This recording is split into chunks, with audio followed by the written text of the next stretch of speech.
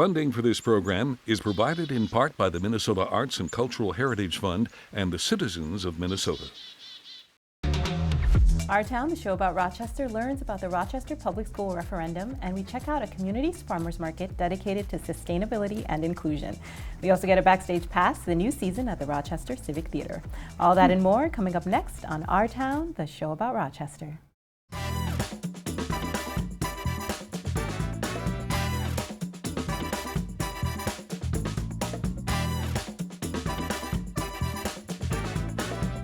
Coming to you from 125 Live in Rochester, Minnesota, Our Town.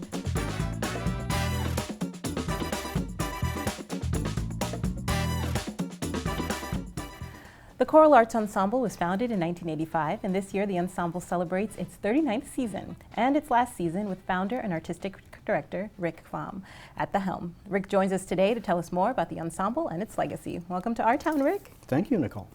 So before we get into what we can expect this season, can you tell us a little bit about what the Choral Arts Ensemble is and how you started it in 1985? Well, it's a community choir of 40 to 60 almost singers, depending on the year. And I started in 1985 because I'd always sung in choirs. I loved doing it. I met other singers who loved doing it. We wanted to sing great music that we'd sung earlier in our lives in college or wherever. And so it just seemed like a natural thing to get off the ground. That's wonderful. So it's had a long run already here in the community. 39th season, what can we expect this season? This is going to be a very exciting year.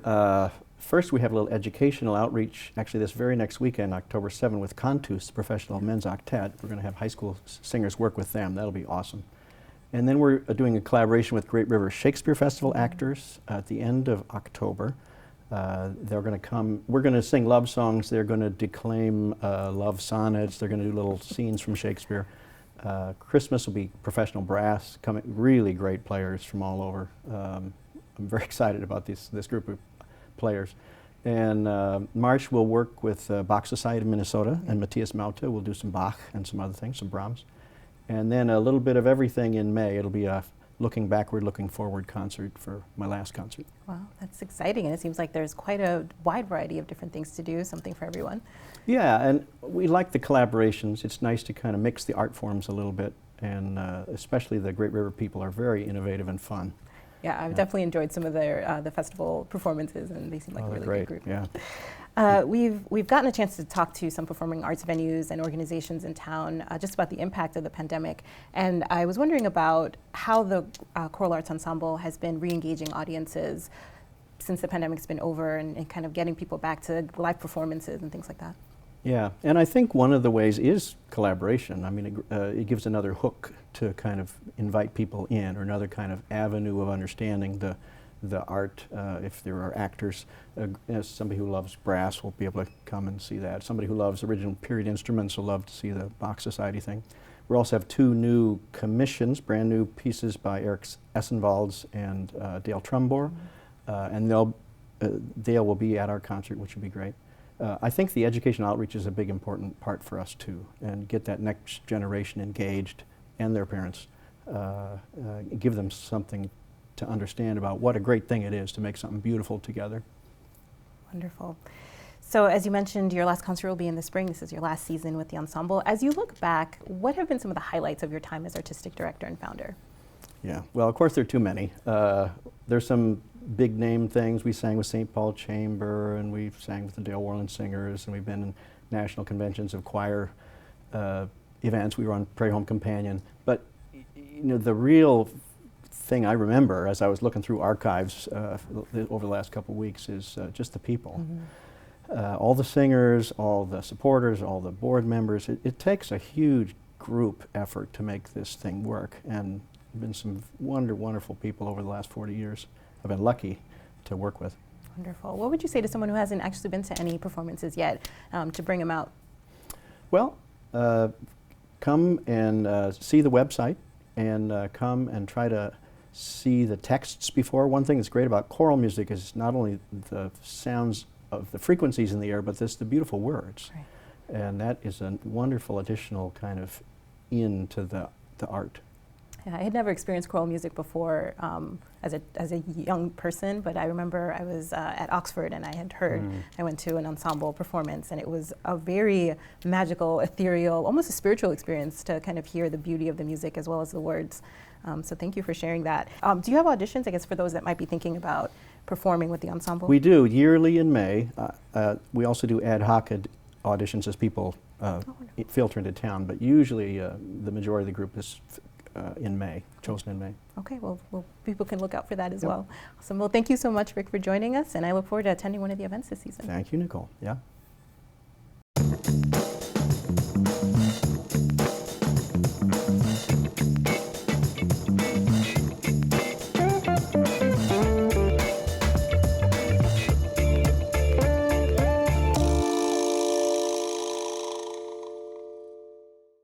Be sure to stick around. We have much more coming your way on Our Town. We check out a thriving local farmers market, and we also learn more about the Rochester Public School referendum with Superintendent Kent Pekel. But up first, we learned that sometimes it's up to us to change our story as we go behind the scenes of the Tony Award-winning musical Matilda at the Rochester Civic Theatre in this week's Our Culture segment.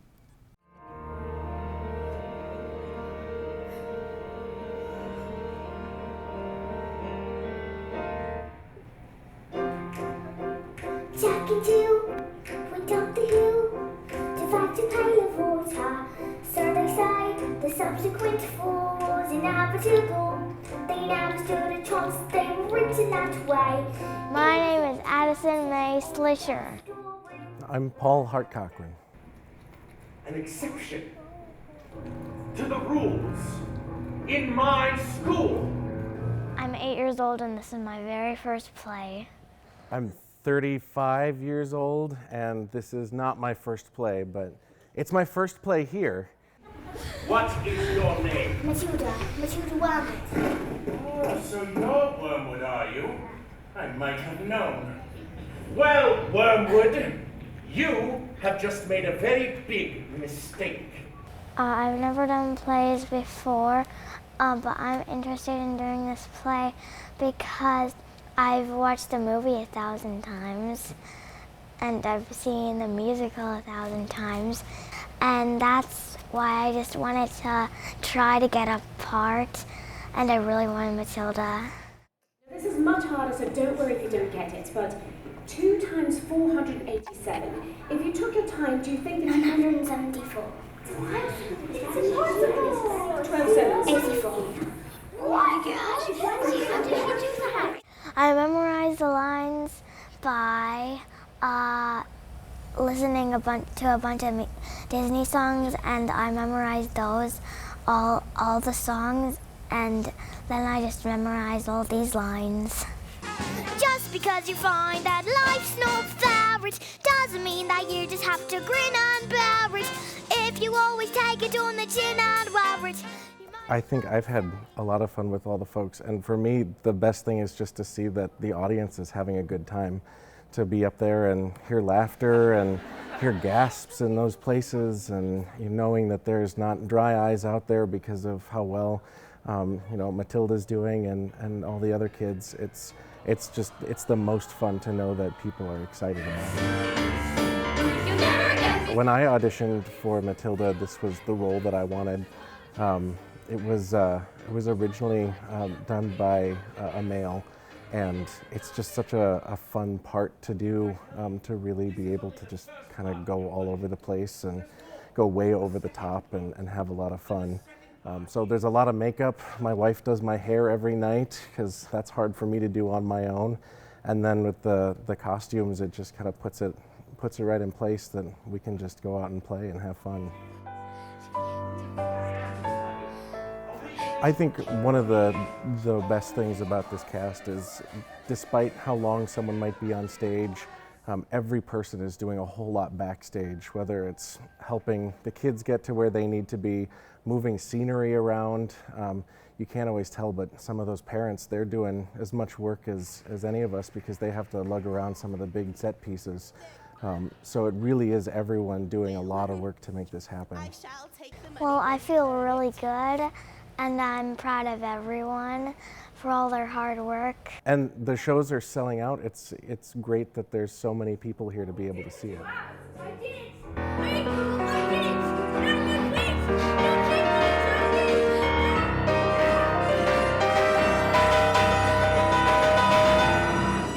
That's not right!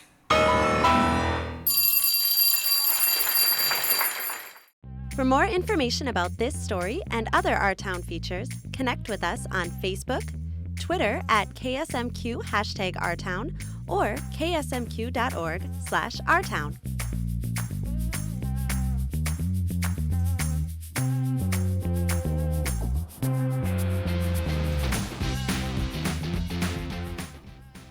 This is Danielle Teal with The Spotlight. The Spotlight covers organizations and happenings across Rochester, and I'm especially excited about our guest today.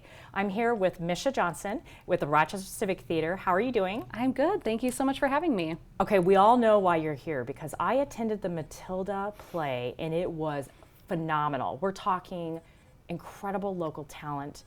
Can you share a little bit more about that play and what's coming up next? Yeah, absolutely. It is one of my favorite musicals, so it was such an honor to direct that show as the opener for season 72 at the theater. And yeah, we are filled with over 100 people that auditioned for it. There's 20 kids involved, and 10 of them are under 11 years old. It's incredible talent. We're so lucky to have them. And one thing that impressed me so much with the local talent, the production is, dare I say, Broadway material. I mean, these are incredible local actors. Can you share a little bit more about how some of these kind of come out of the woodwork and then you plug them into a play and whoa, well, it's that's magic. the greatest joy of being a director is finding these people who are untapped and bringing them into a rehearsal process and having them bring out and have their talent shine here on local stages. It's pretty incredible to watch and to see that all unfold. But we're grateful that the audience is here and accepting of that talent and ready to come out. We've had so much new talent. Our Matilda, she's never been in a show before. Which is incredible. Yeah. Share a little bit more about what's coming up next for Yeah, so we have 5 more productions throughout season 72. Blythe Spirit is next, which is a classic spirited comedy, as I call it, from Noel Coward. Then we're bringing back A Christmas Carol, which is a musical. And then we have Hedwig and the Angry Inch, which is an adult-only rock musical. Oh, interesting. Yes. And then we have a new production, which is called Peter and the Starcatcher, which is actually an adult's prequel to Peter Pan. And then we're closing it out I'll with audition for that one. Yeah, you should do that. Yeah. And then we are closing it out with Legally Blonde. Okay, those are great. I know that you have had quite an impact on the Rochester Civic Theatre as well as the staff. How have you kind of evolved it to where it is now? I am very grateful to the board of directors who brought me on because we turned the Civic Theatre into a completely different mission statement and a new model. So now only do we house, yes, our 6 shows throughout the season, but we also house over 20 different nonprofits throughout our season. So you'll see dance shows, you'll see ballet, you'll see other improv groups that are there, you'll see other theater companies that are there. And it's really exciting to see the doors opened and the theater fully activated. That's great. Thank you so much for sharing. Yeah, thank you. All right, that's all. This is Danielle with Our Town Spotlight.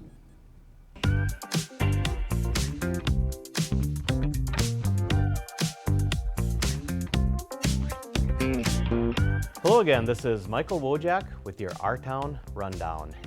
For those of you that came out to Cascade Lake last weekend, the clouds cleared and we had a magnificent event. Not sure how many folks turned out, definitely in the hundreds, possibly in the thousands. The taco truck certainly learned that they should have brought more tacos. It was a great event. I hope everyone enjoyed. And as we consider things like whether or not we're going to fund our communities with taxes, it's important to remember that taxes pay for things. And we got to go out and enjoy some of those things in Cascade Lake Park that we're paying for.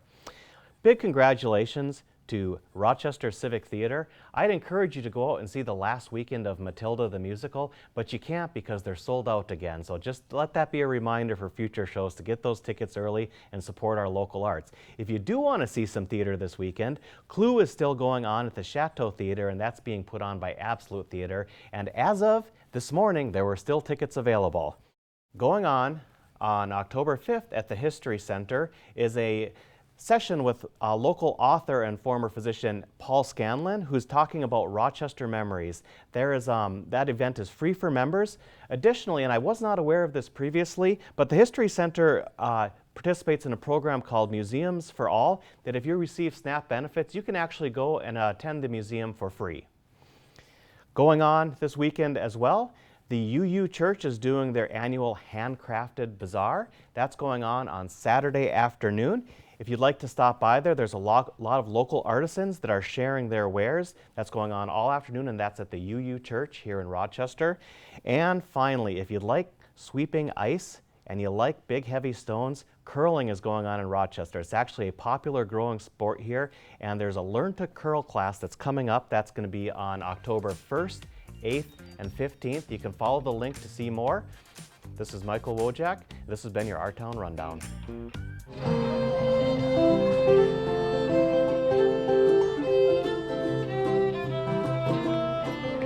Hi, this is Danielle Teal with Our Town Walkabout. I'm here with Chris Allen at the History Center, Olmsted County. So this is called the Village Agricultural Cooperative Farmers Market, or the Village Farmers Market for short. We are 2 years old, second year. We are here every Tuesday at the History Center from 4 to 7 through October 24th. Can we put them in the oil? All right. What's the intent of the village? Sure. So the village actually is a way to grow farmers. So we have a lot of families that come from other cultures, 24 different countries, and speaking as many languages, if not more. And they're all used to growing their own foods for comfort's sake. Just like the way we crave certain things, they crave pumpkin leaves or Cambodian long beans or a vegetable called mope. And these are things that are not readily available in the grocery store. If you could find them, they'd be pretty expensive. So our farmers want to grow their own food. So right now we have 6 growing sites, over 11 acres in urban Rochester. Some plots are 3.5 acres, like the one that's just beyond this farmer's market. And in fact, we're just about to build our second greenhouse or hoop house that you can also see in the background to extend the season. Some of our farmers are not used to winter, so when it comes on, they have really stockpiled their things in their freezers to prolong that feeling of fresh taste in the summertime. It's so wonderful because it's also building community. What we're doing here is meeting each other, breaking down barriers, creating a sense of understanding amongst all of us that live in Rochester and call it our home.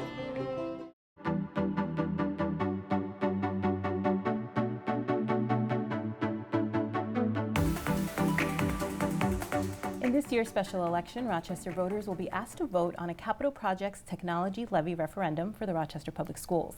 This will be on the ballot in November, and early and absentee voting opened last week. Here to tell us more about the referendum is RPS Superintendent Kent Pekel. Welcome to Our Town, Kent. Thank you. It's fun to be here. After having seen the show, I actually get to be on it, so Wonderful. It's great.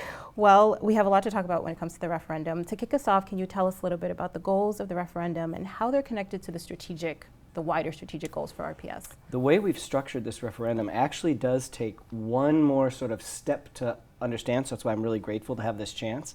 It will generate $10.1 million that will go to support technology in our school district. So computer devices, tablets, the stuff behind the wall with servers and infrastructure, safety like digital cameras, cybersecurity.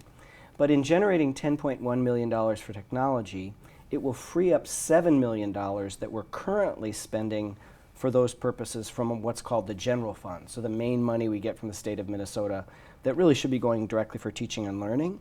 And so if you have to summarize it, it's $3.1 million for some exciting new investments tied to the strategic plan, and $7 million to give us an adequate and sustained funding source for technology, which we frankly really lack in Rochester Public Schools right now. And that funding would be annually? It would be each year for 10 years. Okay. And if approved by voters, can you talk a little bit more? You sort of gave us an overview of how that referendum funding would be used.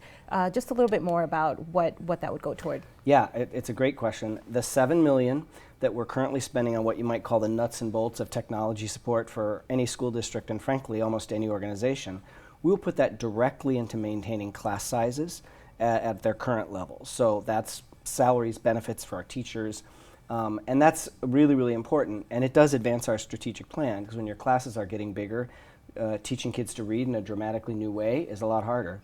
The $3.1 million in new investments will go for things like rapid, short tests that we give students to identify kids who are struggling in reading and math, or frankly, kids who are ready for additional challenge. That's very different than the state tests that get given every spring, and then you don't see the results until the kid is actually in the next grade level.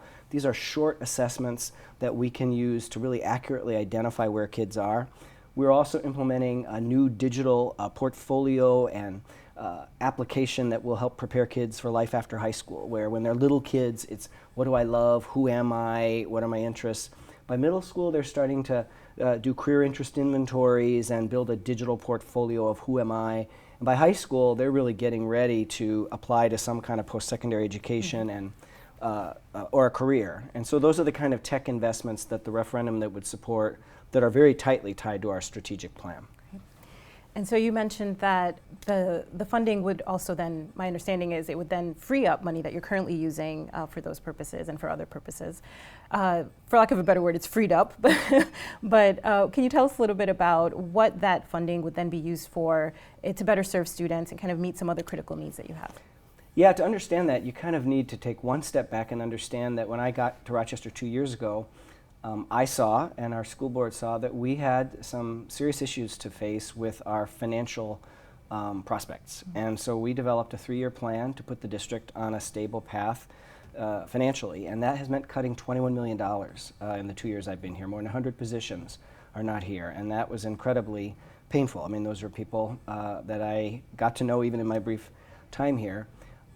This referendum, in giving us $7 million that can go to our core teaching and learning mission, will really help us buffer the need for additional cuts. That's particularly critical because Rochester Public Schools, like every school district in the country, is nearing the ending of having federal COVID funding that was intended to help us get through the pandemic. So of course, when we talk about funding, citizens are always concerned about trust and sort of ensuring that public funding is stewarded well. How is RPS going to work to ensure that trust and that stewardship, and also kind of be thinking about how that funding is used equitably and not reinforcing disparities across the schools? We are obsessively committed to transparency and data-driven decision-making right now in Rochester, and so we will find ways to report on how the referendum dollars are allocated and the outcomes that we get academically and in other ways.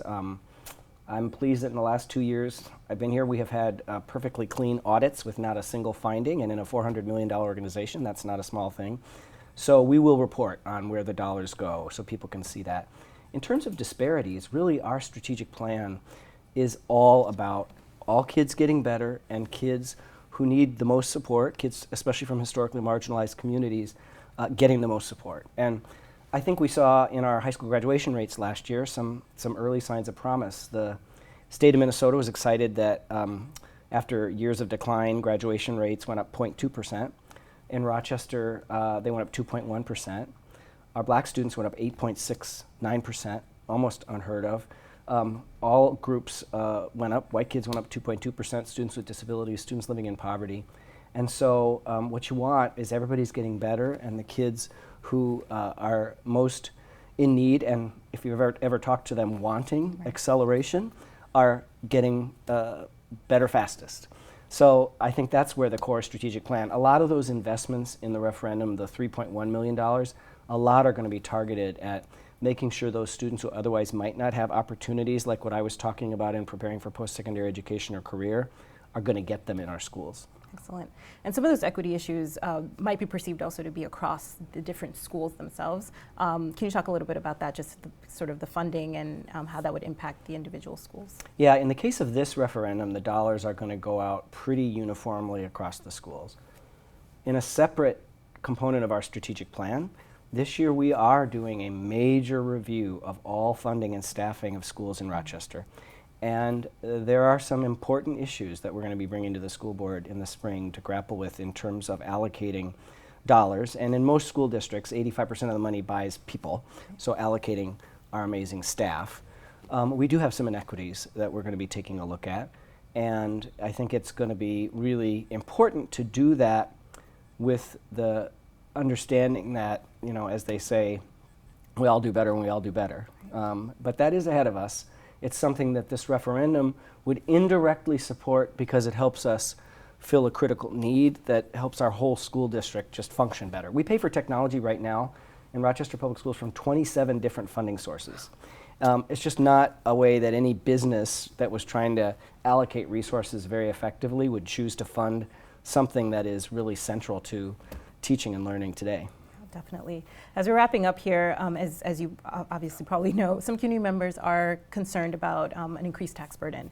Can you just briefly tell us what the tax impact would be? For when I speak to community groups, some of them are a little shocked. An average house is now $325,000 in Rochester. And so the impact on a homeowner at that level would be an increase of $135 per year, or slightly more than $11 per month. Less if your house is worth less, more if your house is worth more. Thank you so much for joining us, Superintendent, and we will continue to encourage people to get out there and vote this November. Thank you for joining us today. For more wonderful content produced right here in Rochester, please be sure to check us out on Facebook and Twitter at #OurTown. I'm Nicole Fenoy-Amhara, host of Our Town, the show about Rochester, and I'll see you next week.